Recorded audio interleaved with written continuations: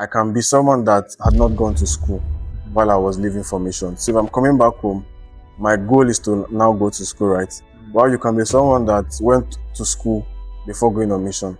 So when you're coming back home, your goal is no longer going to school, but maybe looking for a job.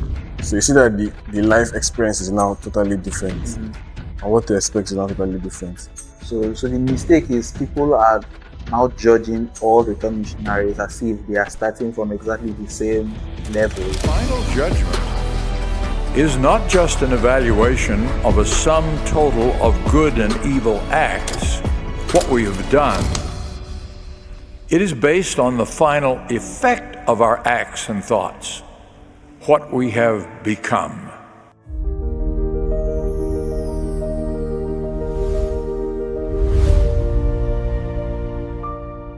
Some of you still remember some few years or months ago where you were addressed as elder and sister. You followed a strict schedule and met high expectations, including teaching the gospel, dedicating your lives to the service of people. When you return from your mission, the mission ends, but the expectations don't end, it changes. It changes now to people expecting you to get married, to build a home, to start a family, to take series of calling, to get a good job and do this and do that. And this eventually translates to the pressure that many missionaries in Africa face. Welcome to Who You Become, the podcast where we explore the experiences that shape who we are becoming. I'm your host, Kindness. And today, to help us unpack the myths of the perfect returned missionary, I'm joined by my very good friend, Williams Epiken. Williams served in the Port Harcourt Nigerian mission that was later splitted, and he continued in the Port Harcourt Nigerian North mission from 2023 February to 2025. Williams studies in BYU Pathway Worldwide and focuses more on the software development major. He loves football. He's into Web3, crypto, and the rest of them. And he also loves entrepreneurship. Right now, Williams serves as his ward clerk. And I think the only hobby I know about him is he loves football. He can argue about football all day long. And Williams, it's good to have you in the show. Welcome. Thank you. Do you have any other hobby apart from football? I think gaming as well. Gaming. Okay. All right. Gaming too. All right. So, Williams, it's so good to have you here on the show. So, let us go back as our tradition to some few months ago. I would say it's a year now, right, since you returned from your mission. So, a year and some months. So, tell me, how did you feel when you returned from your mission? What was the feeling like once you left the airport and you went back to report yourself to your stake president and your family?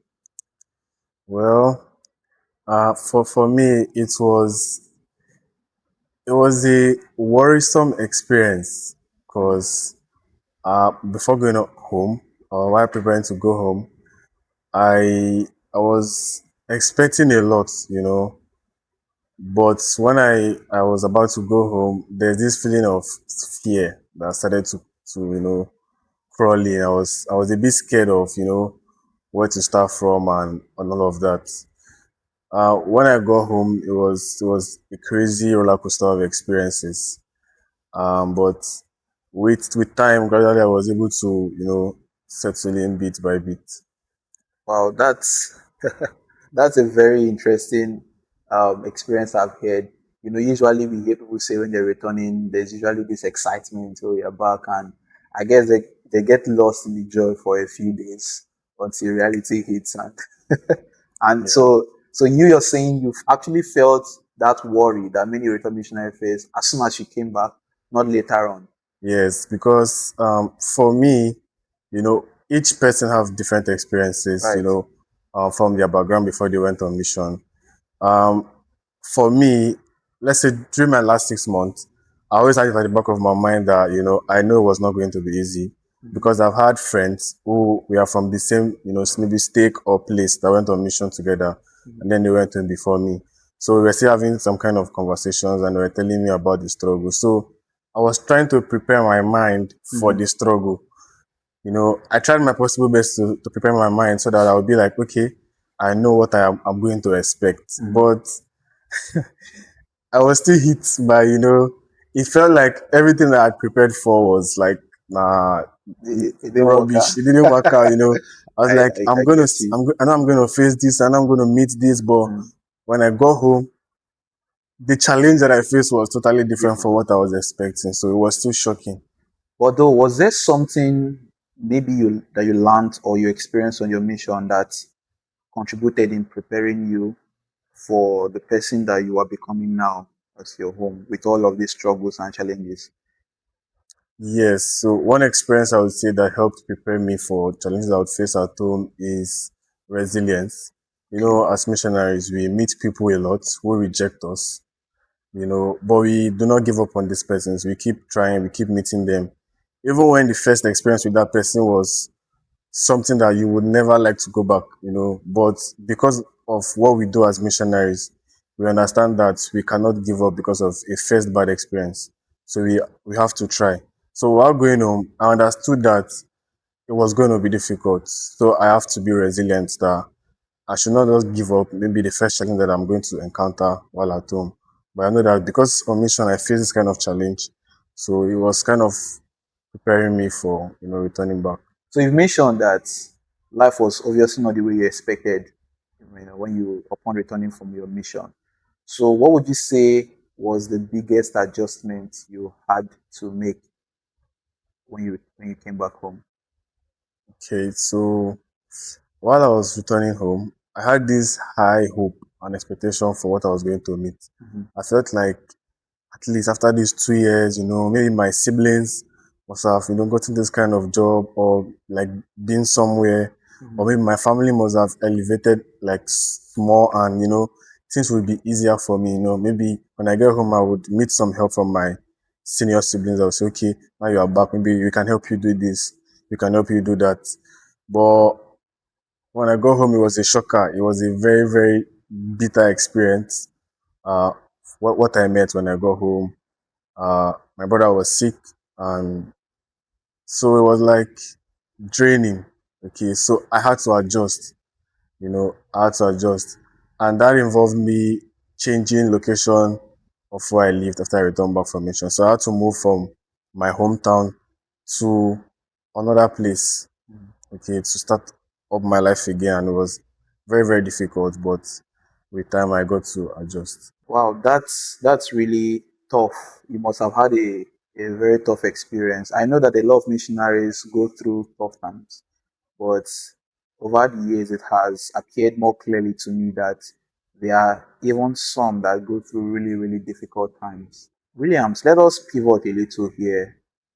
You would agree with me that in Africa, in Nigeria in particular, we have situations where return missionaries come back home and people, including priesthood leaders, immediately begin to bombard them with all of this expectation. You're back home. You have to get married now. You have to start a family. And of course, getting married is an eternal principle that of course, we would all get there at some point. For some of us that are not are not married yet.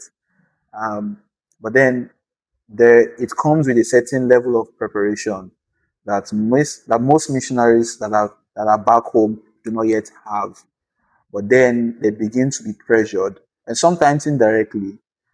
And because of this, a lot of people have groomed themselves into that idea or that concept of, if this return missionary is not doing this and that, like these other guys are doing, he's below average, he's less than standard, he's subpar, and is inadequate, he doesn't qualify. So they have groomed themselves to the idea of the myth of the perfect return missionary, coincidentally, which is our podcast episode title today. What comes to your mind when you hear the perfect return missionary? Well, when I hear the word a perfect return missionary, the first thing that comes to your mind is that missionary that, as soon as he gets home, he's still upholding those standards that he was keeping on mission. Maybe he's still um, doing personal studies. He has developed a strong testimony of Jesus Christ. He has to come to church every Sunday. You know, his attributes and everything he learned on mission is something that he must keep Mm-hmm. as soon as he gets home. So people want to see him like, oh, this guy was on mission. He was wearing washet and tie every day, Mm-hmm. teaching people. So like he's supposed to be that same exact person Mm-hmm. or as soon as he gets home. But they forgot that, missionaries or return missionaries are humans as well. And they also have unanswered questions. They also have, new challenge that hits them as soon as they get home. Mm-hmm. And they are still in the process of learning and, Transitioning. transitioning, to become that, normal person that's no longer with a tag Yeah. while they are home. I had a friend that said normal is the new boring. Because if normal is like a word you used to um, kind of judge people, then a lot of people would not get up to that standard. And I think that's the problem. I was shocked to even find out that a lot of people around return missionaries, newly returned missionaries, even judge them by the kind of assignments they had on mission, or that's a calling. You know, you an AP. Look at you now. You're a zone leader. Look at you now. Me that I was not even called a zone leader on AP. See, I have a car now. And what is your thought on this kind of you know pandemic that is happening here in Africa and Nigeria? Okay, so concerning that, a lot of people misunderstand serving or service opportunities while you're Mm-hmm. on a mission. It's not actually a calling. Being a zone leader or an AP Mm-hmm. or assistant, whatever, it is not a calling because you're not set apart. Mm-hmm. It is more like when you're in secondary school and they assign one person as a class Class prefect. prepared. Yeah. So it's more like come and lead these people, come and serve. Mm-hmm. It's not a calling. When you're home from mission, you're called as maybe a clerk, just like I am. Mm-hmm. You're called as maybe a bishop or whatever you're called. That is an actual calling. So maybe they were choosing to serve does not mean that when they get back home, they would, because they were AP and they were having some kind of responsibility. So when they Mm-hmm. get home, they will be like professionals as well and get that kind of maybe that same level that they were on mission. So I would say the mission is a different place. Mm-hmm. My mission president used to say it's like you're on earth, but you're not on earth. You're living a different life from everybody entirely. But then after mission, everybody is like going back from maybe I can say square one. You're no longer an assistant. You're no longer a missionary, first of all. You have been released. So you are brother Williams and you are brother Kindness. So it also depends on the individual, Mm-hmm. the goals that they have for themselves, before they left on mission and while they're coming back from mission. I can be someone that had not gone to school Mm-hmm. while I was leaving for mission. So if I'm coming back home, my goal is to now go to school, right? Mm-hmm. While you can be someone that went to school before going on mission. So when you're coming back home, your goal is no longer going to school, but maybe looking for a job. So you see that the life experience is now totally different. Mm-hmm. And what to expect is now totally different. So the mistake is people are now judging all return missionaries as if they are starting from exactly the same level, and Exactly. such that when brother A, who is starting from level 2, progresses to level 3, whereas his companion on the field that progresses from level 6 to 7, they are looking at it as, oh, brother A is below standard or below average. But in reality, they both have progressed from where they were to the next step, to the higher level, right? Exactly. Okay. Mission, a lot of people don't really know a lot about you. Mm-hmm. The only person that may know your basic information, maybe your mission leader, who knows your identity, Right. what you were doing before you came on mission. But your fellow missionary, just know that you're his own leader, for example, or Yeah. you're a district leader. He does not Except know, you choose to just tell them. tell him exactly. So they have little or no information. Mm. Okay. So Williams, you got vulnerable here some minutes ago, and you told us about your brother and your family, some of the tough situations that faced you as soon as you came back home. And while that is really emotional to hear, and it could break anyone, just, upon impact. How did you navigate such tough situation when you came back? What were the skills you demonstrated in that situation, and how did it help you? Well, I would honestly, I would not say I demonstrated or developed any skill that helped me overcome that situation. Mhm. But I would say the Lord did something wonderful that helped me overcome that Mhm. situation, which was giving me amazing friends, that helped me navigate through that difficult time. Uh, I would say the people you associate with as soon as you get back from mission Mhm. helps you a lot. So I can remember when I first came, Mhm.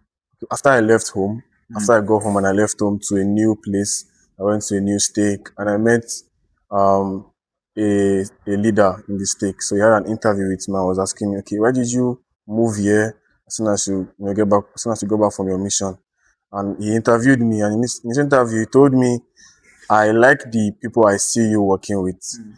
I think that there are people who are ambitious and know what they want to do. And I know that as long as you work with these people, that you would be successful, that you would go far and you'll be all right. Mhm. So it was really, really difficult for me because after I left home, after my brother was sick when I got home and I left home and I moved to a different town, and then I got the news that my brother had passed away. So I could assume that if I was at home at that time my brother had passed away, it would have been very, very difficult. But then I was in a different place and I had this friend that showed me a lot of love and support and not allow me to wallow in that sorrow and Mhm. think a lot about what had happened.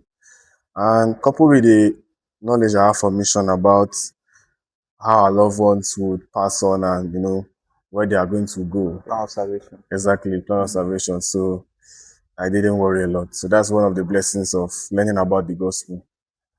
Wow. So you put yourself in a position where you had good friends, and then even in those times where you were going through tough times, your friends were there to support you. Interesting. So friends may succeed where every other thing fails, right? So Exactly. the love of, okay, that's interesting. So I know that one of the things that because this is my personal experience as well. When I came back from mission, aside the pressure of building your financial capacity, which is a real struggle, of course, but then we have this very casual note that to be honest, these days it's not looking so casual anymore. It's more like a would I say it's a sign for a successful return missionary that you marry immediately you come back. I remember when I was being released, I think my stake president slipped that statement into the counsel he gave me while he had released me at some point. And I think that's for some people I know the same thing happened. So did you face such kind of experience, or have you been experiencing this kind of pressure to get married, to find a sister immediately and get married now and begin to start to build a home right now? Okay, I would not say I was pressured, Okay. actually. But you mentioned something about priesthood leaders encouraging return missionaries to Mhm. get married as soon as they get back home. Well, I think their advice or encouragement is from a place of seeing us, want to grow immediately. Mhm. But sometimes the expectations is not really the reality. Mhm. Uh, and I think sometimes leaders give those advices depending on the individual. Okay, let's say for me, for example, maybe I was quite young when I got Mhm. back home from mission. So a leader would not really have advised me to get married immediately because of my age. Mhm. Probably what I was advised was that I should start to build a career for myself Mhm. and get a job. Nevertheless, we know that marriage is very, very, very important. But for another missionary who let me use this example again, who maybe have gone to school before he went on mission, and it's maybe around like 26, 25. The advice will obviously be different when he's meeting with his stake president, even on the day that he's being released, compared to someone that is maybe 21 or 22. The advice will obviously be different. So generally, I just think it depends on the individual, the return missionary himself who is returning home. Okay. Depends on the person. So they have the agency to do what they need to do with the advice they receive. Yes, Go I from mean, if I was 25 or 26 and I was coming home from mission, I would you would also have want to get married. yeah, I mean you're not so young to get to get Of married. course, I'm not. Okay. Williams. So is there a thing as the perfect return missionary? I don't think there's a thing as the perfect return missionary. There's no perfect return missionary, Okay. but Really? people expect a perfect return missionary.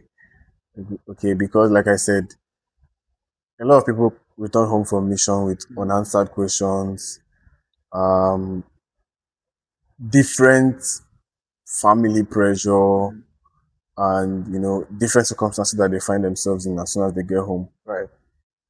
Um, you can return to a family where a lot of things is okay for you to just move on from there. Maybe your parents are already like, okay, as soon as you get home, you're giving I've prepared a job for you. As soon as you get home, you have the job and you are moving on. You can return to a family whereby they're telling you as soon as you get home, we want you to go to school and stuff like that. So yeah, I just think it's really different. So I have two friends, right? Like friend A, I'll just call them friend A and friend B. So friend A returned from his mission, he's been struggling a lot to find a job. He doesn't really have a skill and he's quite confused now because to him there are just some skills that some things he can learn, you know. But and then he's trying to just find something to do. He wants to really get married. Then I have friend B that upon coming back from mission, you know, he has taken like two callings. He has a stake calling and he has a word calling. He's a word mission leader in his word. And he also has a stake calling. And then, he's preparing to get married. He has a good job, right? He searched. He didn't come to him, he searched and then he got a good job. Now, these are two people, two different people. This person is still struggling, and because of that, he doesn't really serve as effectively at church. He doesn't magnify his calling, he doesn't do his ministry, he's not very involved and active, and he's also struggling financially. Now, what category would you place these two people? Because in the myth of the perfect return missionary, in that idea, many people would say, well, this guy is the ideal return missionary, right?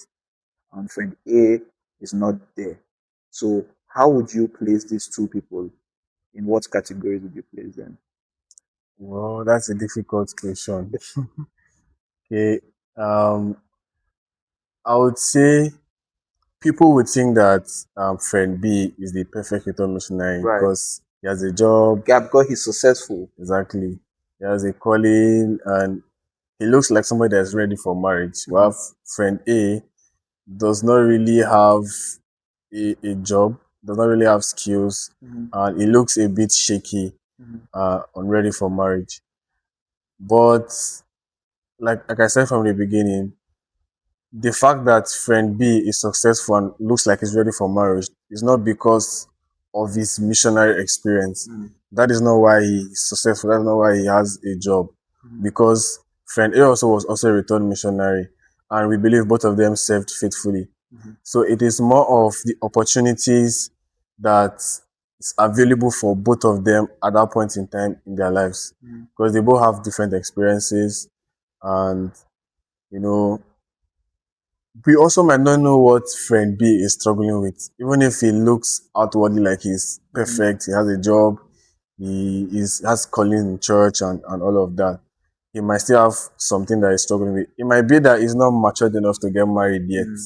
But then friend A, who does not have all those quality, skill, even a job to get married, might be someone that is matured enough to get married. but does not have those qualities, maybe finance, maybe those skills and everything that he needs to get married. So we really cannot judge these people outwardly, but if we get to know these two set of friends personally, then we will know where we can say maybe we can place them, for in terms of a perfect missionary. But because of these two lapses that both of them have, this one has everything, but it's not maybe matured for marriage. This one does not have all those things, but is matured for marriage. So it means that both of them are not perfect. So henceforth, there's not really a There's no perfect perfect return missionary. missionary. Okay, that makes a lot of sense. So, Williams, how would you reconcile these two categories of missionaries? Because I'm of the belief that sometimes we progress or get to the next level because of opportunities that are available to us. Maybe we know someone, we have a connection, a family member. While other times we actually progress amidst inavailability of these opportunities because of hard work, resilience, and showcasing grit, you know, and perseverance, we achieve some of the goals that we have. So, but there are times where neither of them, come to play, right? So, how would you reconcile two return missionaries, that is not getting to the one of them not get to the next level because he's not putting in the work or doing the necessary things he needs to do to get there because he doesn't have the opportunity that the other person has that has taken the other person to the next level. So, how would you connect these two? Well, I would say these two persons cannot really compare themselves or want to look at what this other person is doing to want to do what he wants to do. Okay, you have a friend who has not really put in hard work, but is progressing because he has opportunities. But you are not putting in any work, and you still don't have opportunities. So you don't have to look at that person, but you have to look at yourself. We learned principles of mission of how we have to work, to get what we want. So if there's somebody that is progressing because he has opportunities, maybe he's not putting work or maybe he's putting work, that should not really be your concern. But what should be your concern is working on yourself, depending on the situation or circumstance that you find yourself in. If there are no opportunities available for you, but what you can do is to put in the work to get results or to achieve your goal, then you indeed should put in the work. Okay, I believe each and every return missionaries are hardworking because of the experiences that they had on mission, the difficulties that they face. Some missionaries on mission go to a country where they eat different food, and for people that serve in places like Congo, who are from Nigeria, they don't have to eat gari for the period of 2 years if they were meal, you know. So it is very very difficult. Okay, and the experiences are difficult. So getting back home, I believe they are hardworking because they went through difficult experiences while they were serving missions that has helped shaping who they are becoming as they are growing, even as they return from mission. So, before we get into the quick fire round, real quick, in 10 seconds, a word to that return missionary who looks at Mr. A and see that Mr. A has gotten to this point, and Mr. B is now married, Mr. C has a car, and a lot of people that he came back, a lot of his TCs and he came back with are doing better than him, by the standard he's judging with. And then he is not doing well, he is still stagnant, or at what point? So, can you give him a 10-second advice? Or what would you have for him in 10 seconds? In 10 seconds, I would say, look unto the Lord and seek counsel from the Lord. Okay, So you want seek counsel from Mr. A. okay, okay. So may not ask Mr. A, what Mr. A they do. not like that. I mean, you know, um, you obviously need to mingle with friends, to get to where you want to become, to get to what you want to reach, sorry. You need to ask questions. Okay. But even if Mr. A is giving you advice, he's not going to give you the same path in which he got his own success. So it may not even work for you It may too. not even work for you. So maybe the way the Lord has designed for you to be successful is not the same way the Lord has designed for Mr. A to be successful. Okay. Well, thank you so much. Those were really very profound insights you shared. And I've picked a lot of things from my conversation with you.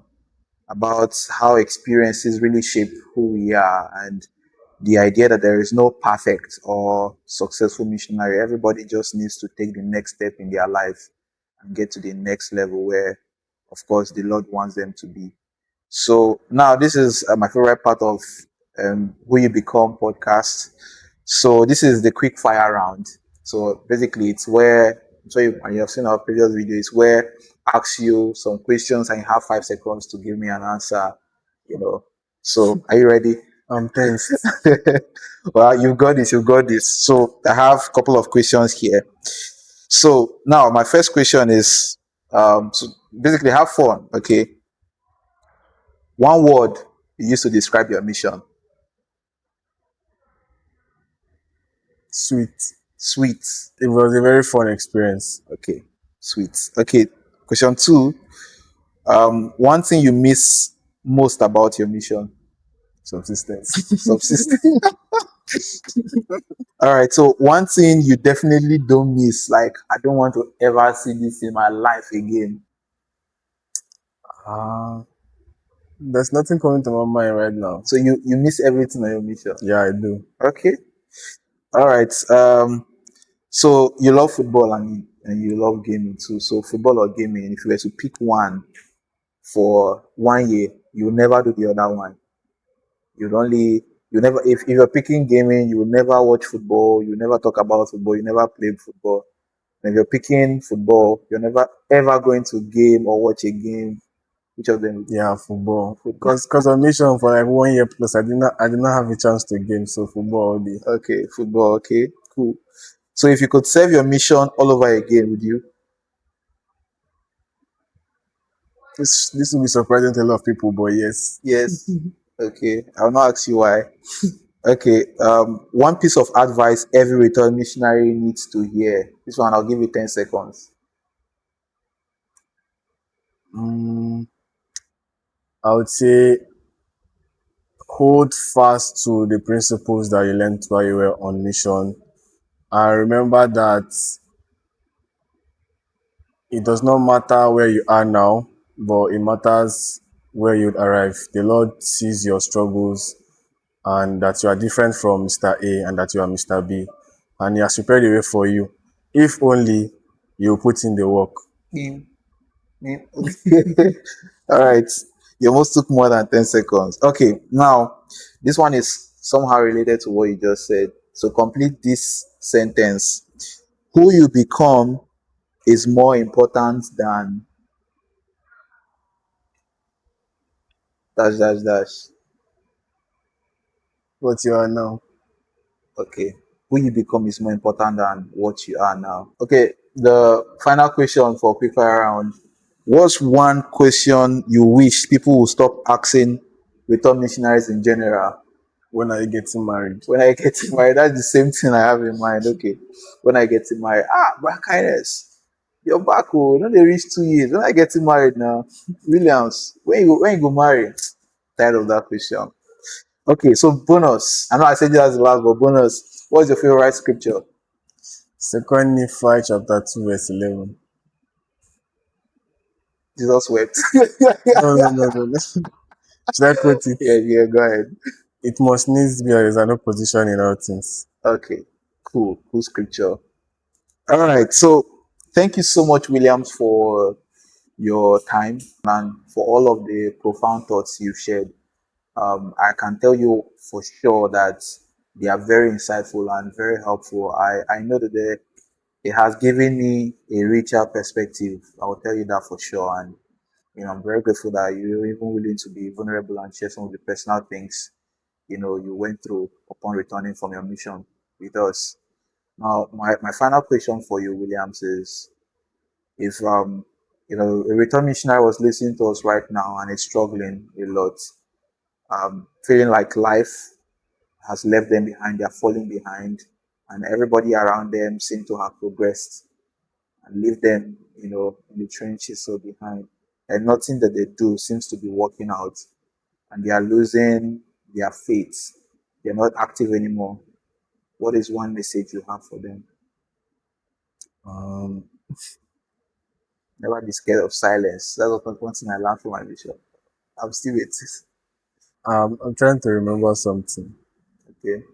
It's a talk from the previous general conference from a sister. I cannot really remember the name, but in that conference, she said the Lord does not look at where we are now, but where we are going, or what we are going to become. So I will tell that return missionary to stand up, shake off the dust, and get going. Stand up, shake off the dust, and get going, elder or sister. To everyone tuning in, for those of you who are returned missionary, remember this, that your mission was never meant to be the peak of your life. It was only meant to prepare you for it. The mission president always said that the mission is the MTC for life, just as the Ghana MTC was the MTC for my mission, and our life is the MTC for eternity. So you have gone through the 2 years or 1 year and 6 months MTC, and remember all of the things you learned and all of the skills you developed. Because at the end of the day, it's not just about who you are now, but who you have the potential to become.